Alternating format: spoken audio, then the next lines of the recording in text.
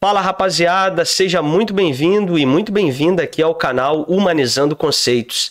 Já aproveito para pedir você para clicar aqui no nosso link aqui do Instagram, aqui na descrição do vídeo, me segue lá no Instagram e aqui no nosso canal, se inscreve no canal, deixa o seu like, ative o sininho porque toda semana eu vou publicar conteúdo novo.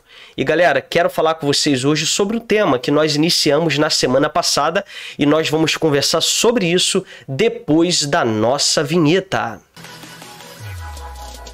Vai dar tudo certo.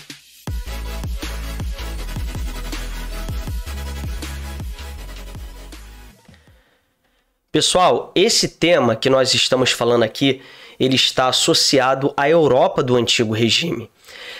Importante ressaltar que na Europa do Antigo Regime você tem ali uma nobreza e um clero que eles são muito beneficiados pela estrutura econômica ali da Europa e principalmente ali, eu estou falando do contexto ali do século XVI, XVII, XVIII, ou seja, a partir dos anos 1501, 1600, 1700. Esse é o recorte que eu quero fazer aqui com vocês no ponto principal aqui desse conteúdo, até porque o assunto é muito vasto.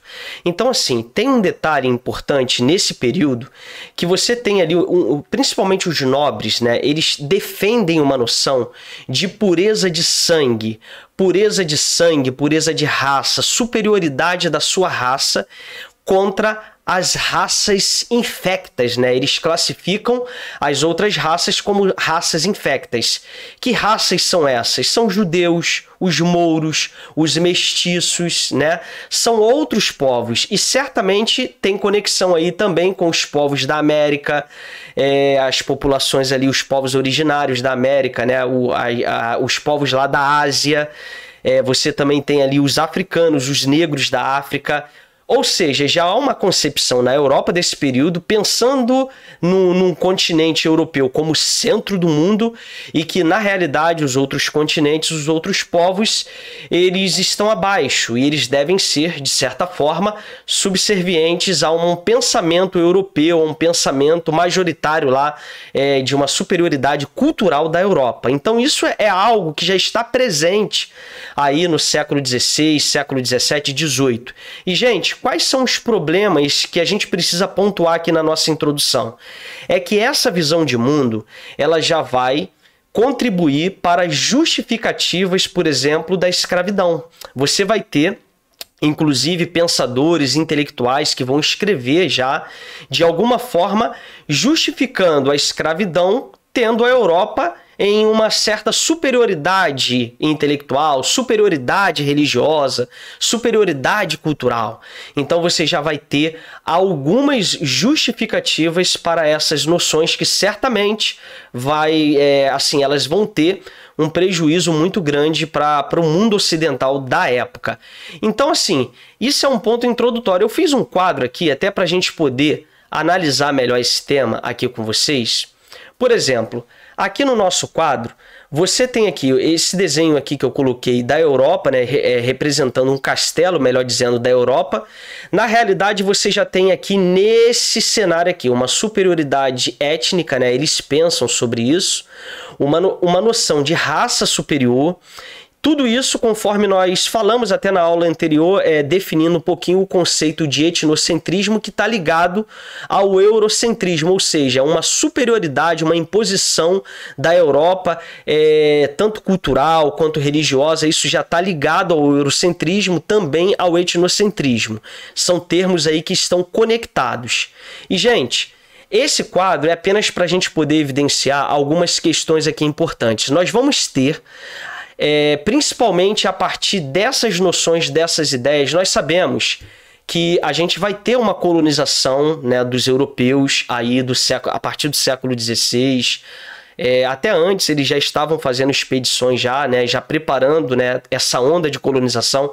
Mas é um fato, gente. Aqui eu menciono a escravidão indígena e a destruição de sua cultura. Ingleses, portugueses, espanhóis, eles vão dizimar populações inteiras nas Américas, no continente americano, nas Américas também. E isso tudo tem conexão, claro, com um pensamento, né, de superioridade étnica, conforme nós mencionamos, mas também uma imposição cultural e religiosa nesses locais, por entenderem que esses lugares são terras que não têm rei, não têm lei, né, eles entendem dessa forma. Na realidade, né, eles não têm nenhum tipo de compreensão e não há uma preocupação em ter entendimento cultural sobre esses povos. Então a gente já vai ter um efeito aqui, né, de populações que serão dizimadas através das doenças, através da imposição cultural. Apenas para a gente dar um exemplo, segundo o censo de 2010, você tinha, né, 897 mil povos aqui indígenas, né, em termos de habitantes aqui na região que hoje é o Brasil. Estima-se que antes da colonização você tinha aí para mais de 3 milhões. Alguns cálculos giram em torno de 4 milhões, outros vão para 5 milhões. Então, assim, a gente teve uma perda muito grande dessa população. Esse é um primeiro aspecto.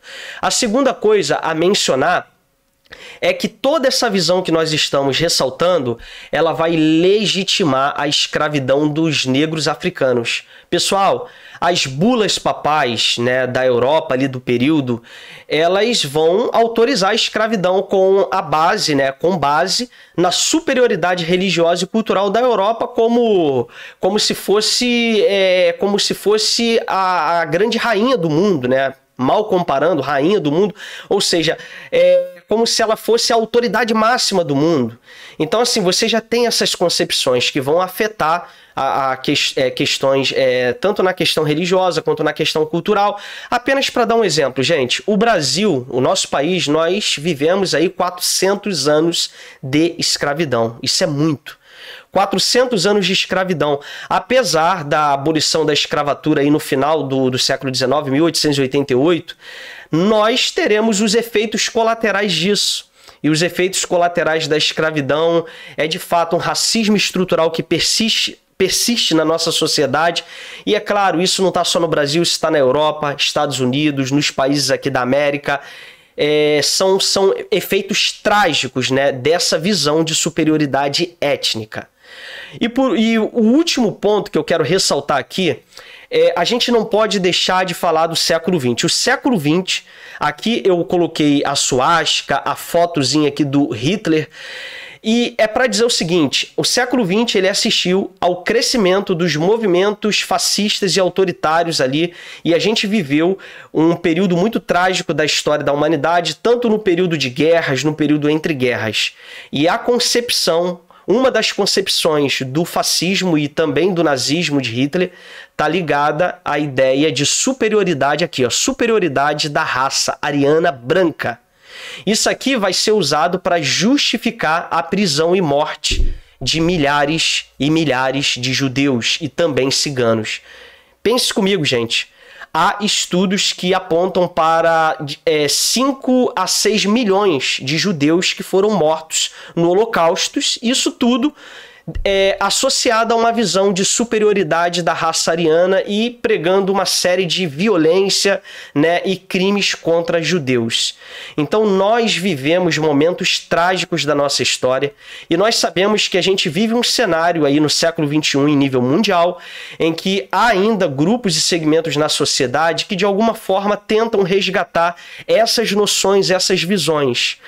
E é certo que muitas pessoas elas nunca pararam para fazer uma análise sobre a gravidade, né, histórica dessas visões e dessa visão de mundo, né, em muitas sociedades. Então, é esse vídeo, esse assunto que eu quero ressaltar aqui para vocês hoje, para que a gente possa refletir, pensar um pouco nesse tema, saber da importância de entender esse assunto e compreender que certamente essa visão de superioridade étnica, o etnocentrismo, essa visão de supremacia de uma raça sobre outras, ela certamente traz consequências graves e certamente nós não queremos que isso retome na nossa sociedade. É por isso que é importante a gente ter um conhecimento cada vez maior sobre esse tema. Eu espero que você tenha gostado aqui do assunto, peço você para me seguir nas redes sociais, se inscrever aqui no nosso canal e eu aguardo você até o nosso próximo vídeo aqui no nosso canal.